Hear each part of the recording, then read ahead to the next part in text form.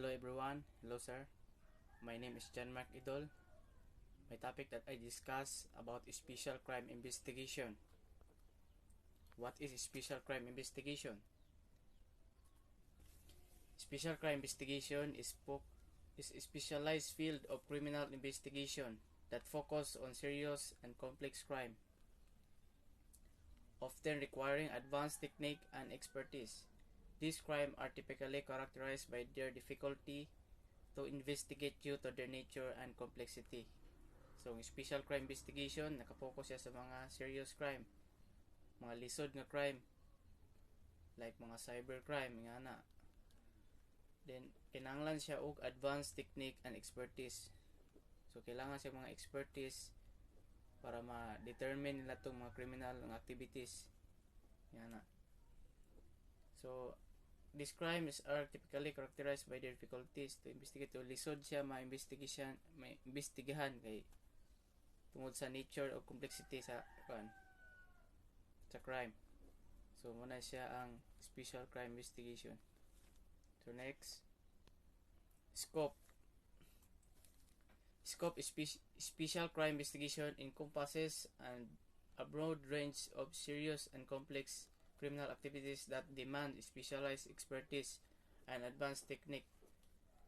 The scope of this investigation extend beyond routine law enforcement, delving into intricate cases that often involve significant harm to individuals or society. So, ang scope gud niya diri siya nakakuan gud scope or kaning jurisdiction niya diri naka kuan nilahang focus gud sila sa mga kuan kana mga lisod nga mga crimes. Wala sila nakapokus sa mga ginagmay dito sila sa mga dinagko nga crimes like mga cyber crimes nga na. Next, types of cases handled in special crime investigation. Special crime investigation typically handles case involving violent crime. So dre ang nakakuan sa mga violent crime like murder. Murder, this involved the unlawful killing of another person with malice aforethought.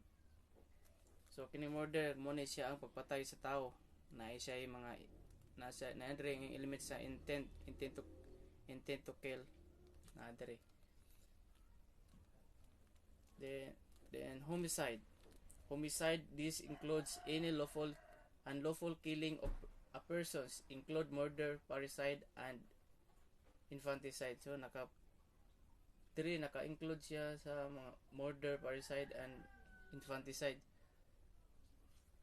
So kining murder mo na siya ang pagpatay sa tao, din kining parricide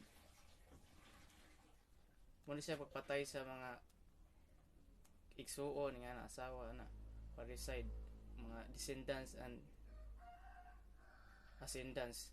And infanticide mo na po niya pagpatay sa bata. So next, rape. This involves sexual assault and non-consensual sexual penetration. So kining rape involve ani sexual assault, so pagpanglogos ni siya. Then rin kanang non-consensual, walay consent sa babae nga imong labdan nga. So matawag na siya nga rape, na force or intimidation. So next, property crimes. Robbery. This involves taking property from another person by force or threat of force. So robbery, so muna siyang pangngawat. So gigamitan mo sa force or threat or intimidation para makuha nimo ang butang. So muna siya paglungkab nga na. So next, arson. This involve intentional setting fire to property. So na siya intention to burn the properties. So matawag na siya og arson. Kanang pagpangsunog sa dili imuhang kuan property. Like balay nga na mga gamit. Arson na siya. Next, kidnapping. This involves unlawful taking and detaining another persons against their will. So kidnapping, so kanang mo kidnap ka, like mag-detain ka persons nga against silang will, nga mo siyang presohon, kidnapon nga na. So kidnapping na siya, unlawful, dili siya kuan sakto na magkuha tao imuhang kidnapon, di na siya maayo. Muna kaso na siya nga kidnapping. Next, other crimes, abortions. This involve the terminations of pregnancy. So abortion kanang pagpakuha sa pakan sa ginikanan sa inahan ana. Kanang ipakuha nila ang bata kana. Abortion na siya. Carnapping, this involves the theft of a motor vehicle. So carnapping mo ni siyang pagpangawat sa motor. Like imong karnapo ng motor sa laing tao, laing property, laing sakyanan. Mo ni siya, carnapping ni siya. Next, criminal negligence. This involves reckless or careless actions that lead to harm. So criminal negligence ko kapabayaan ni siya. So reckless or careless, wala siya pag amping ana ba, lead siya to harm, so nakapasakit ka. So next, bombing. This involve the use of explosive to cause damage or harm. So bombing kini ang pagpabomba, like mga gamit sa mga terrorists, magkuan sila mga bomba ana, explosive ana, to damage and harm, to makapasakit sila, makamatay ng bomba yan. Next, swindling. This involve deception or fraud to obtain money or properties. Swindling mo na siya mga pagpangilad sa tao para maka-obtain ka og kwarta. Mo na siya, or fraud ana, obtain money or properties, kwarta or property. So next, drug cases. This involves the illegal productions, distributions, and use of narcotics. Drug cases involves illegal productions, illegal na paghimo sa mga drugs, or distributions o pagpakalat sa mga droga, and uses of narcotics, mga drug lords nga na. So drug cases na siya, kanang pagpamaligya og mga shabunan. So mora to, thank you. We are talking about the case studies analysis in special crime investigation. First is a crime against persons. Case study: a wealthy businessman is found dead in the mansion, seemingly from a heart attack. However, the investigation reveals a suspicious lack of witness and missing valuable painting and traces of struggle. According sa case study, makita na to na lack jud siya og evidence. Lack siya evidence kay ang cause daw sa death is heart attack, but ang nigawas sa investigation, during investigation is kanang nawala na paintings, nag-struggle ang usa ka victim, dayon walay motistify, then mao ni ang investigative challenges karon na ato bangon or facing for the investigators, establishing cause of death. Now kay kani na may nawala, walay mo testigo, na nawala na butang, yan namatay ang usa ka biktima, then before namatay nag-struggle.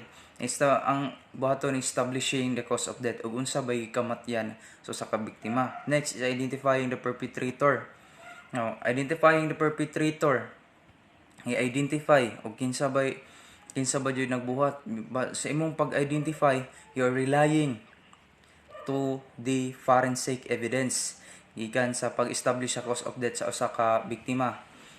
Dito na mo ang forensic experts, ilang i-examine ang patayng lawas og sa usa ka biktima og unsa ba joy hinungdan sa pagkamatay. Then pag-identify sa perpetrator, ang investigator, you are relying to the forensic evidence, which is the medical records ato na mo gawas sa pag-examine sa patayng lawas.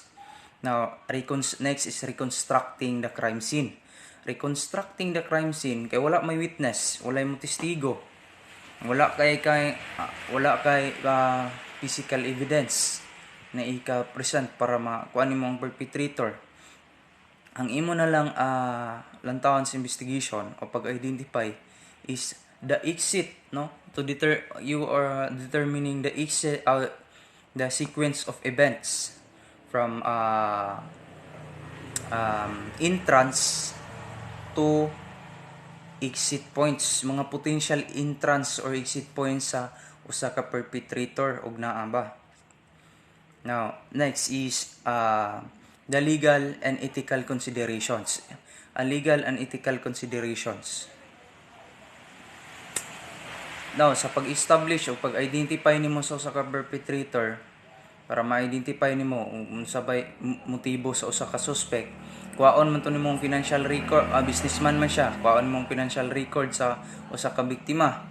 Sa imong pagkuha ana, you must consider the privacy law, kaning privacy concerns. Investigating a wealthy individual's life may involves accessing private financial records and personal information, but requiring carefully consideration of privacy laws and ethical guidelines. Now, mao na ni ikaw na investigator, maglisod ka og kuha sa records sa usa ka kay personal information man to. Imo tong kay ug di po to ihatag, abo kay mahimo kay katungod man na nila pod o sa nabilin na hatag okay mahimo mong lisod kay siya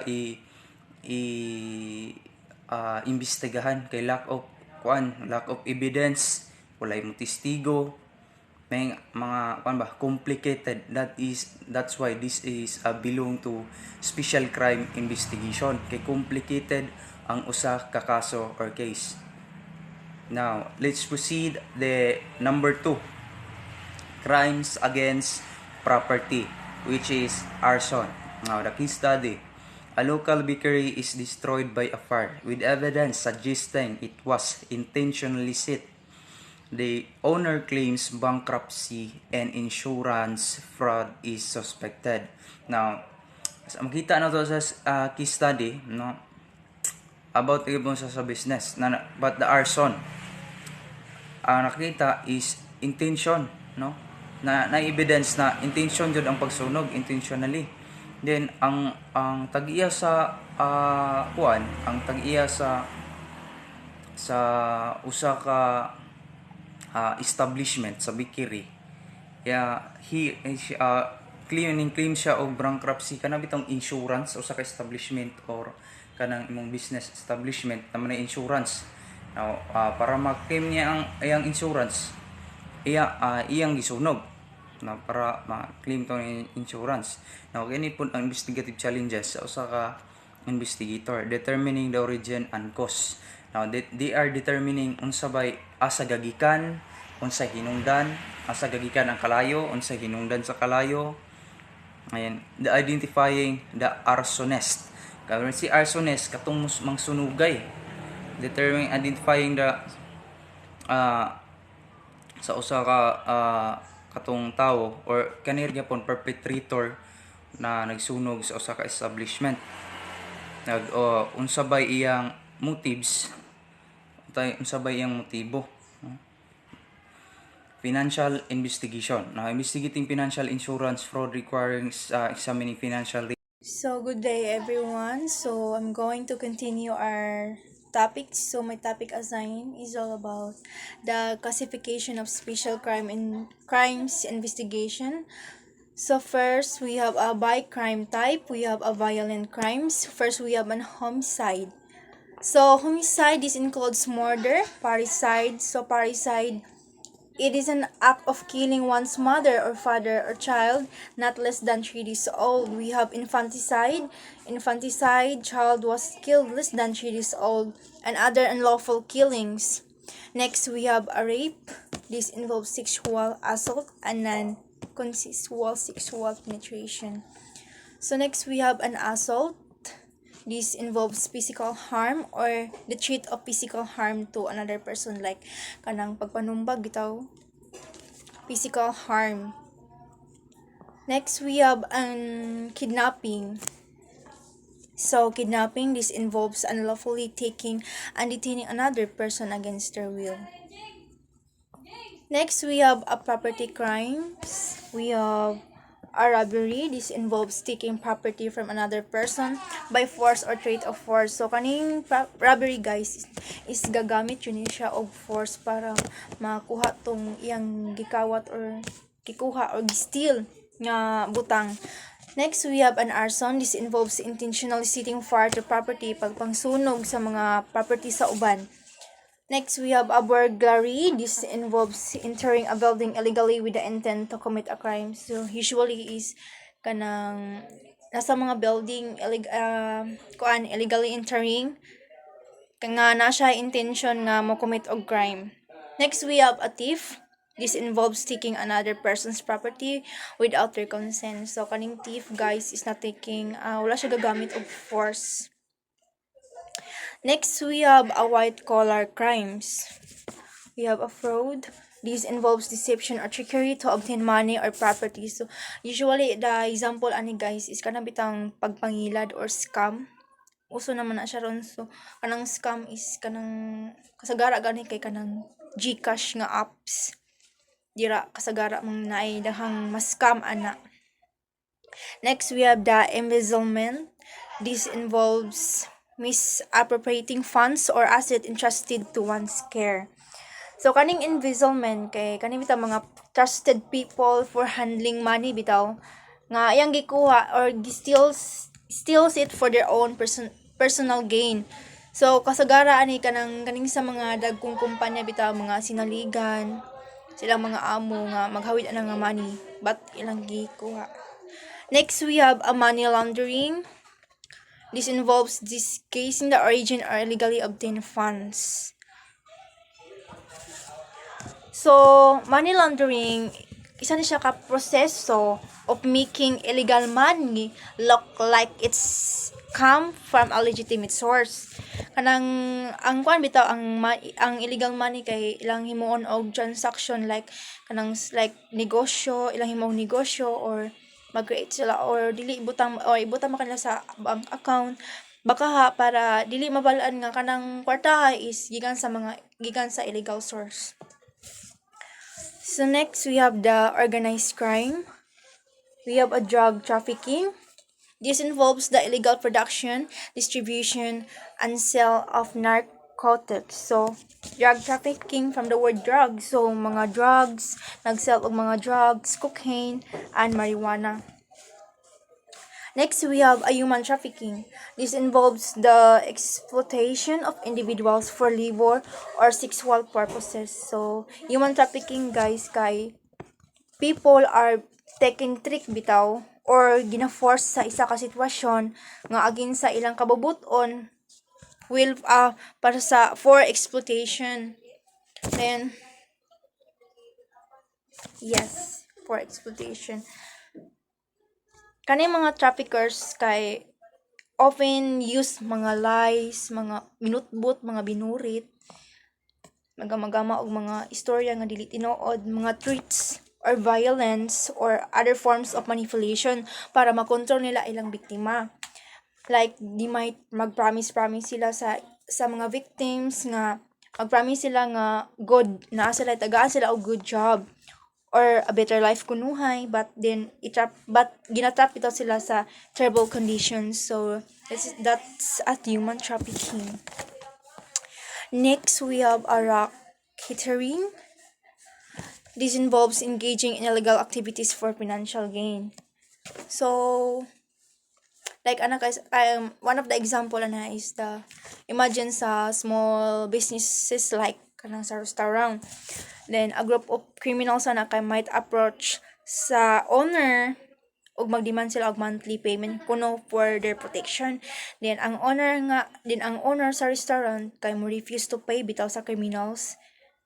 Dayon karon kaning mga criminals kay mag-create sila og kanang gubot ba or another term ani is kanang mangita sila og kanang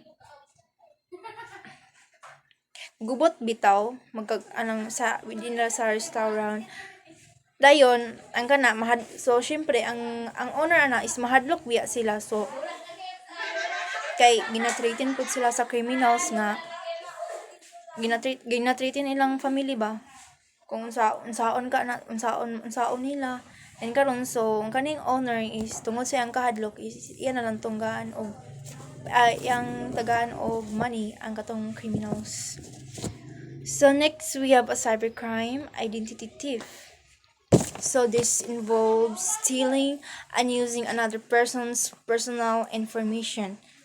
So like name, bank account information.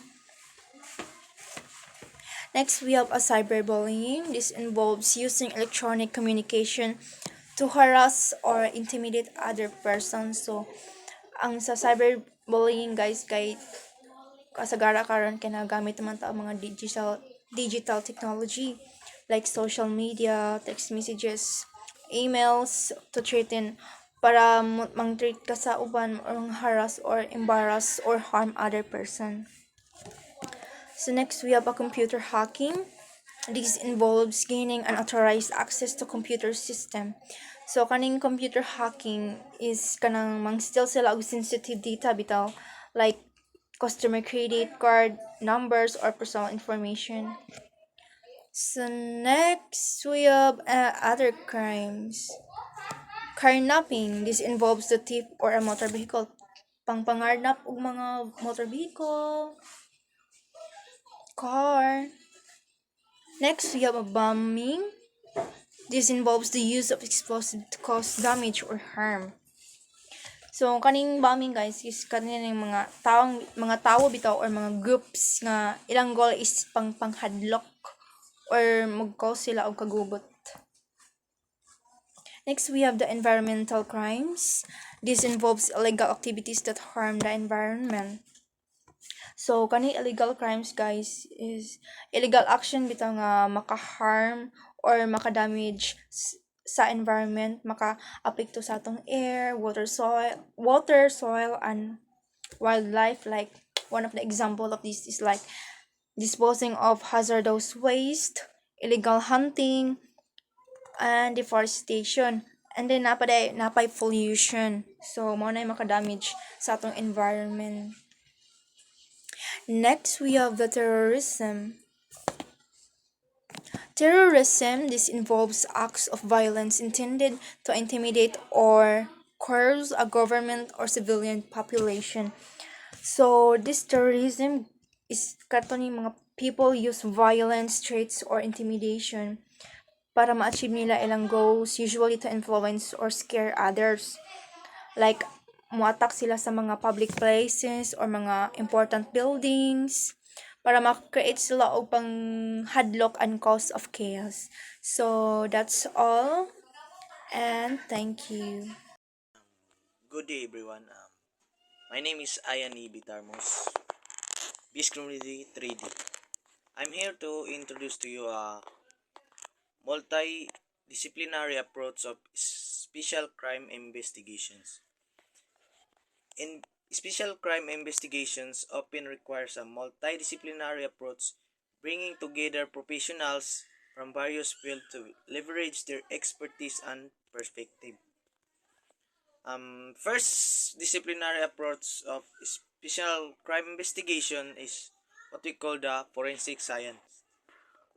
Forensic science play a crucial role in analyzing physical evidence such as fingerprints, DNA and blood stain and ballistic, provide crucial insight into the crime.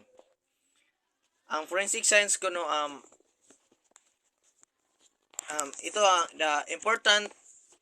ito ang mga importante nga papel aron ma-analyze gyud sa mga scientists ang mga physical na ebidensya. For example, kaning mga DNA, mansa sa mga dugo o ballistics aron maghatag yun nga important insight of the crime. Second is the criminal psychology. Criminal psychology provides expertise in understanding criminal behavior, profiling suspect, and assessing the mental state of victim and perpetrators. Kini pong criminal psychology mo ni sila maghatag og mga expert sa aron mahibal-an ang mga unsang behavior sa mga criminals or sa mga naong sa mga suspect.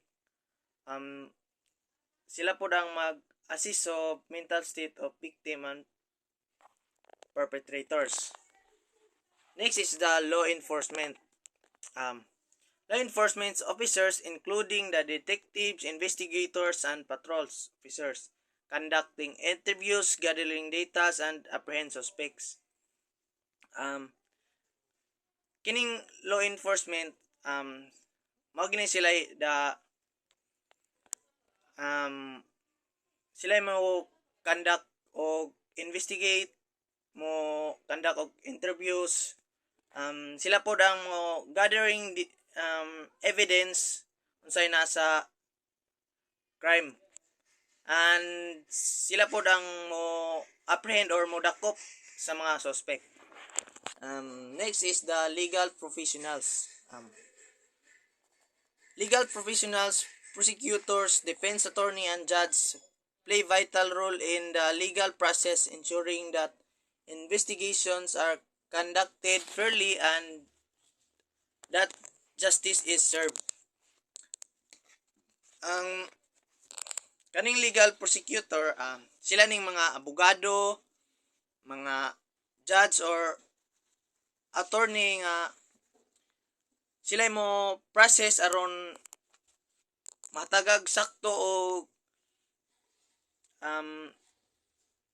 patas ba gyud nga gikandak ang mga hustisya nga ihatag. Next is the victim advocacy. Victim advocates provide support and sources to victims of crime, helping them navigate the legal system and cope with the trauma of their experience. The next is the medical professionals, or what we call the medical examiner. Forensic pathologists and other medical professionals provides expertise in determining the cause of death and identifying injuries and collecting medical evidence. Ang mga medical professional kuno kini sila may maghatag og expertise o kung saan nila pag determine sila may mo determine ang unsay cause sa pagpatay or sa inungdan sa nganong namatay, or mag-identify po sila sa mga bali or mga injuries, and they also collecting the medical evidence. Next is the technology experts. Technology experts including computer forensics specialists, network security and analysts, and digital investigators provide expertise in analyzing digital evidence and conducting online investigations. Kining technology expert, owning mga expert including computers, network security analysts, and digital. They are maghatag sila expertise to analyzing the digital evidence and saan pag-conduct ang online investigations. And that's all. Everyone, my name is Carmijan Tiponia, and this is my assigned topic. Special units in special crime investigation. To effectively handle the complexities of specific crime investigation, law enforcement agencies often establish specialized units. Homicide units. These units focus on investigation, murder, and homicide, often employing forensics expert, crime scene investigation, detective with specialized training in death investigation. 6 crimes unit. This unit specializes in investigating sexual assault, rape, and child sexual abuse, often working closely with victim advocates, forensic experts, and mental health professionals. Third, robbery units. These units investigate robberies, often forcing on identifying and apprehending perpetrators, having stolen property, and reconstruction crime scene. Arson units. These units investigate arson cases, often utilizing prior investigators, forensic expert, and detective with specialized knowledge of crime science and arson matters. Next, kidnapping units. These units investigate kidnapping, often working closely with hostage. Organized crime units. These units investigate organized criminal activities, often employing undercover agents, informants, and detectives with expertise in surveillance, intelligence, gathering, and financial investigator. It conducts have an interview or the last is cybercrime units. These units investigate cybercrime, often employing digital forensic expert, network security specialists, and detectives with expertise in online investigation, like hacking. Example that is hacking or gamit ang cellphone or computer. And that's all. Thank you. Conclusion. Now, what is the conclusion of the special crime investigation? Is a crucial element of law enforcement dedicated to tackling serious and complex criminal activities that often pose significant threats to public safety. This investigation requires special skills, resources, and techniques to uncover evidence, identify perpetrators, and bring them to justice. Ang special crime investigation is very crucial or importance to law enforcement para ma-prevent ang mga ma-prevent or masulbad ang nahitabo na ng mga criminal activities para sa public safety. Now, ang pag-investigation dili lang kay ordinary ng crime ang naa sa ang mga nahitabo sa usa ka society. Pan mga krimen na dili lang kay usa ra ka tawo ang ma-damage kundi tibuok tawo or daghan na tawo ang maapektuhan. That's why this requires highly skills na mga law enforcement para mo prevent sa mga serious crime na nahitabo sa palibot. That's all and God bless. Thank you.